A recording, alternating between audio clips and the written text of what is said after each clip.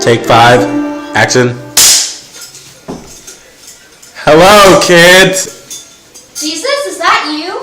No, just your normal disembodied voice here to tell you about this new brand of cereal.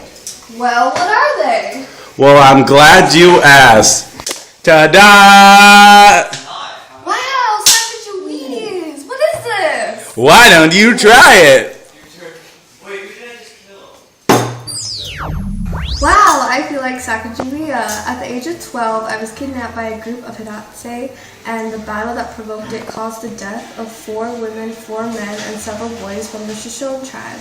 I've been used as a symbol for women's rights more than once, including as part of the National American Women's Suffrage Association during the early part of the 20th century.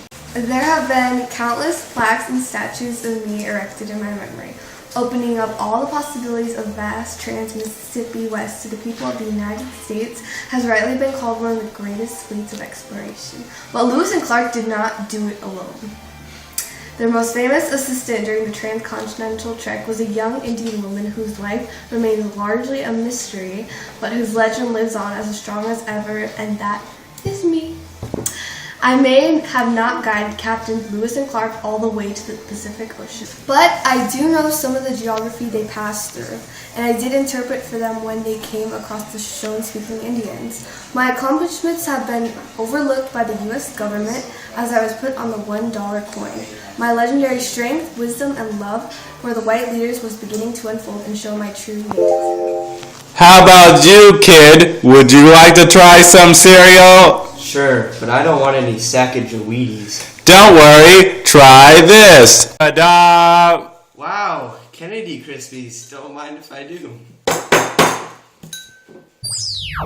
Wow, I feel just like 35th President John F. Kennedy. Born on May 19, 1917 in Brookline, Massachusetts, I served in both the U.S. House of Representatives and U.S. Senate before becoming 35th President in 1961.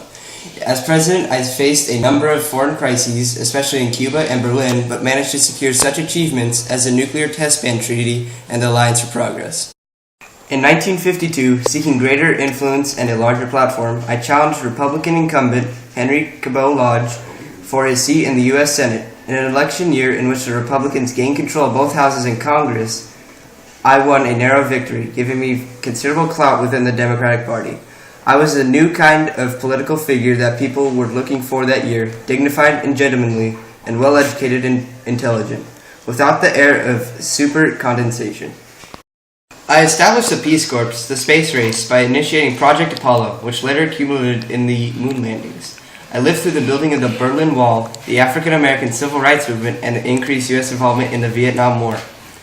My involvement in foreign policy and creation of domestic policy eventually led up to my bill being passed as a landmark for the Civil Rights Act in 1964. Geez, mister, when do I get my own cereal? How about right now? Ta-da! Wow, Susan B. brand, I can't wait to try this.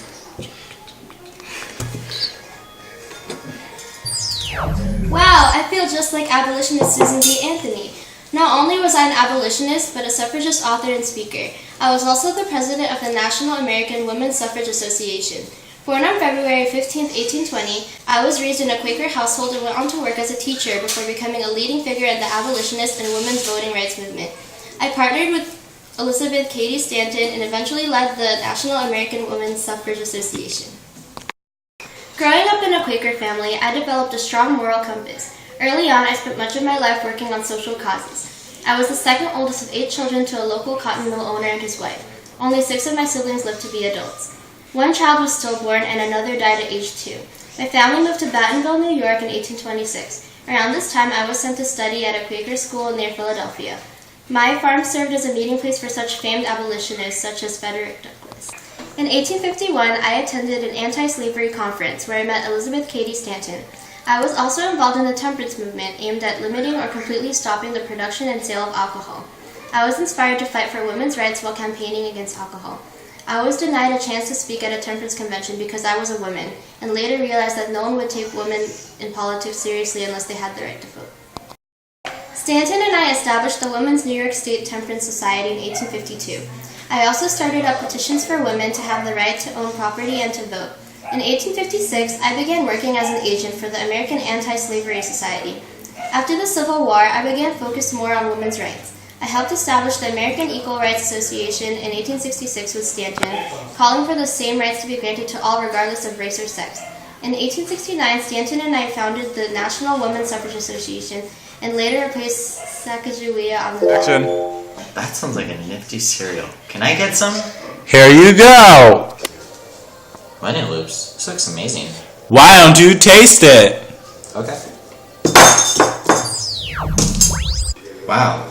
I feel like founder of the Russian Communist Party, Vladimir Lenin, leader of the Bolshevik Revolution and the architect of the first head of the Soviet state.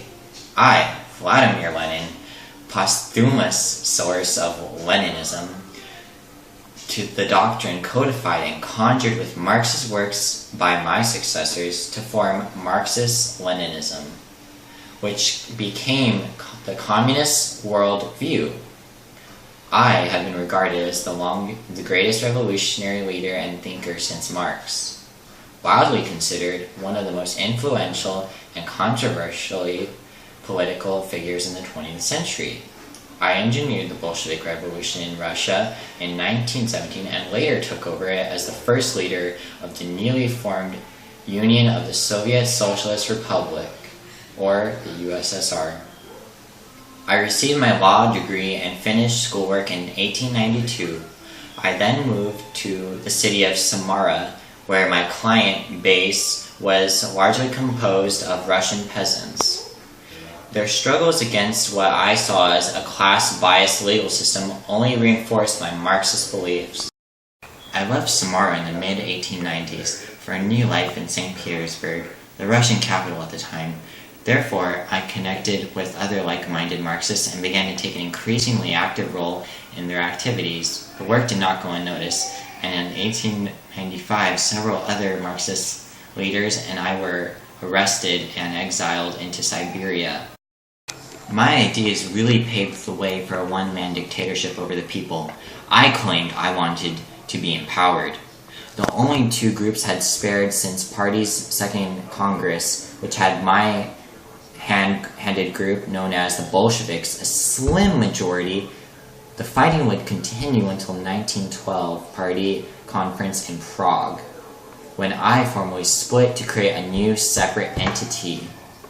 During World War I went into exile again, this time taking up residence in Switzerland. As always, my mind stayed focused on the revolutionary politics. During this period, I wrote and published Imperialism, the highest state of capitalism, and a defining work for the future leader, in which I argued that in late 1917, I led what was soon to be known as the October Revolution. To ease the tension, and I introduced the new economic policy which allowed workers to sell their grain on the open market. Me next, can I get some cereal? Coming right at ya. Ta-da! Malcolm checks, don't mind if I do. Wow, I feel just like civil rights activist and minister Malcolm X. Being an African-American leader and prominent figure in the Nation of Islam, I articulate concept of race pride and black nationalism in the 1950s and 60s. Articulate passion and naturally gifted and inspirational orator, I exhorted blacks to cast off the shackles of racism by any means necessary, including violence. When my mother was pregnant with me, she told me later, a party of hooded Ku Klux Klan riders galloped up onto our home, brandishing their shotguns and rifles. They scouted for my father to come out. The harassment continued. When that 4-year-old local Klan members smashed all the family's windows, causing Earl Little to decide to move the family from Omaha to East Lansing, Michigan. 2 years later, in 1931, things got much worse, as my father's dead body was discovered laid out on the municipal streetcar tracks. Very likely he was murdered by white supremacists, from whom he had received frequent death threats. The police officially ruled his death a suicide, thereby voiding the large life insurance policy he had purchased in order to provide for his family in the event of his death. My mother never recovered from the shock and grief of her husband's death. In 1937, she was committed to a mental institution, and I left home to live with family friends. In 1963, I became deeply disillusioned when he learned that his hero and mentor had violated many of his own teachings, most flagrantly by carrying out many extramarital affairs Muhammad had in fact fathered several children out of wedlock. My feeling of betrayal, combined with Muhammad's anger over Malcolm's insensitive comments regarding the assassination of President John F. Kennedy, led me to leave the Nation of Islam in 1964. That same year, I embarked on an extended trip through North Africa and the Middle East. The journey proved to be both a political and spiritual turning point in his life. I learned to place the American Civil Rights Movement with the context of a global anti-colonial struggle, embracing socialism and Pan-Africanism. I then returned to the United States less angry and more optimistic about the prospect for a peaceful resolution to American race problems. The true brotherhood I've seen had influenced me to recognize that anger can blind human vision. America is the first country that can actually have a bloodless revolution. Hey kids, what you doing? Just trying out this brand new cereal. Can I get some? Ta-da! King Crunch! Why don't I go try this?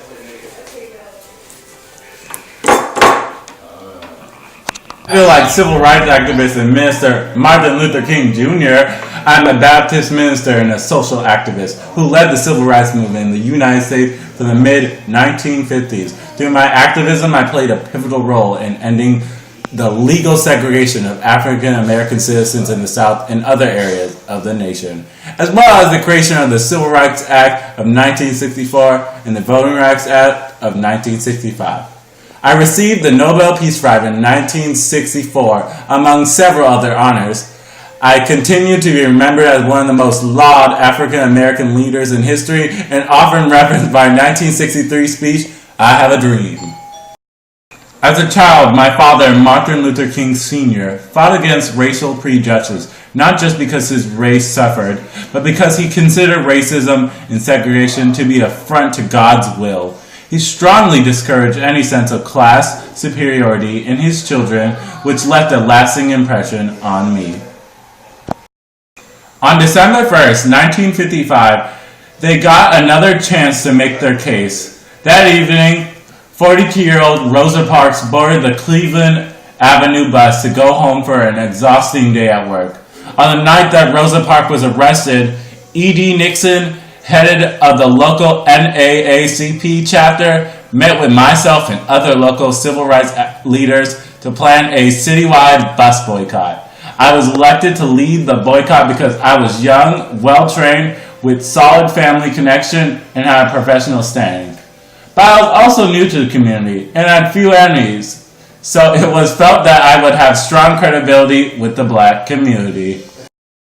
In February 1960, a group of African American students began what became known as the sit-in movement in Greensboro, North Carolina. I encouraged these students to continue the use of nonviolent methods during their protests. Out of this meeting, the Student Nonviolent Coordinating Committee formed and for a time worked closely with the SCLC. But August of 1960, the sit-ins had been successfully in ending segregation at lunch counters in 27 southern cities. In the spring of 1963, I organized a demonstration in downtown Birmingham, Alabama. Entire families attended.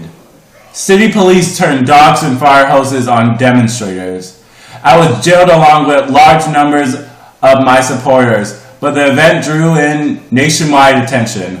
On August 28, 1963, the historic March on Washington drew more than 100,000 people in the shadow of the Lincoln Memorial.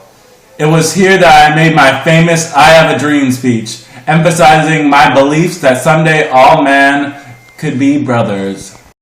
The rising tide of civil rights agitation produced a strong effect on public opinion. Many people in cities not experiencing racial tension began to question the nation's Jim Crow laws and the near-century second-class treatment of African American citizens.